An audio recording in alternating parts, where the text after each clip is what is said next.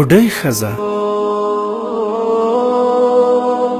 د مکې بازار کې یوې بوډۍ ښځې د لرګیو پنډه په سر ایښې وه.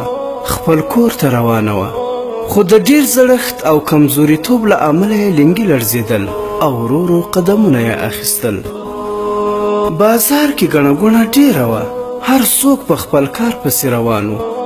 لیکن د مکې یو ځوان چې له لرې څخه دغه کمزورې بوډۍ ښځه ولیدله په بیړه ورغی او هغه د لرګیو پنډې ورڅخه واخیستلو او په اوږه یې کړ.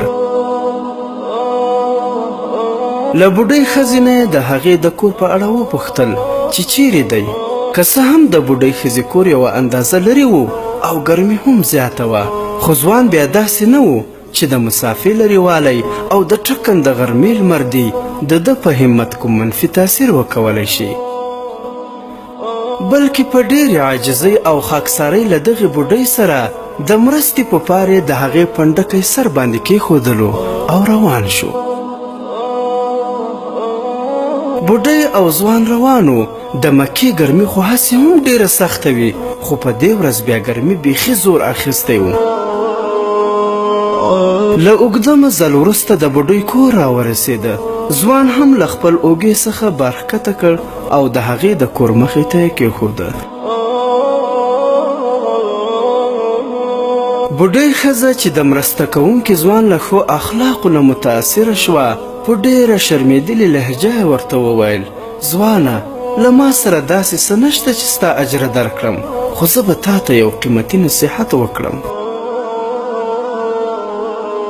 او هغه دا چې کله خپل ښار مکې ته ستون شوې، هلته یو جادوګر دی، نعوذ بالله، محمد یې نوم دی او د پیغمبرۍ دعوه هم کوي.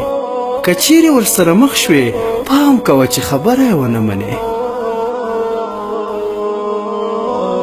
ځوان په پښتونکې لهجه ورته وویل: ابۍ، ولې یې خبره ونه منم؟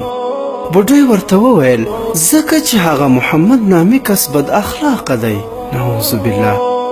ځوان بیا ورته وویل: که چیرې زه په خپله محمد یم، بیا څه وکړم؟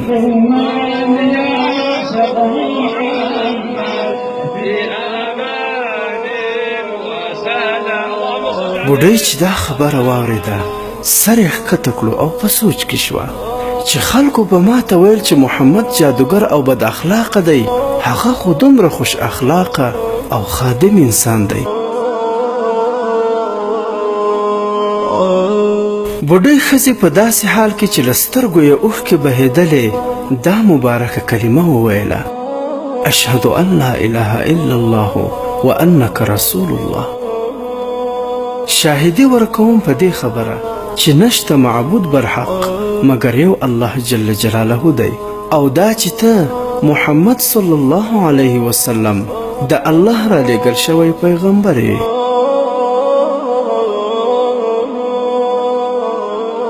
عبرت ملګرو، راځئ چې خپل ځانونه په نبوي اخلاقو ښایسته کړو، تر څو کفار زموږ له نیکو اخلاقو متاثر شي او د دښمنۍ پر ځای د اسلام دوستي خپله کړي.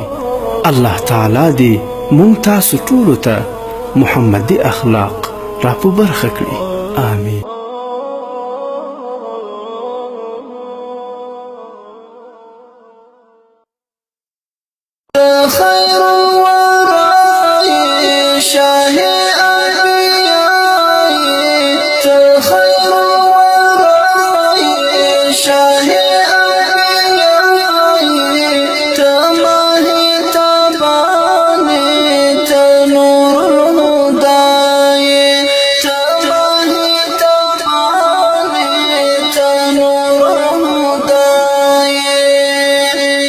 مظلومان و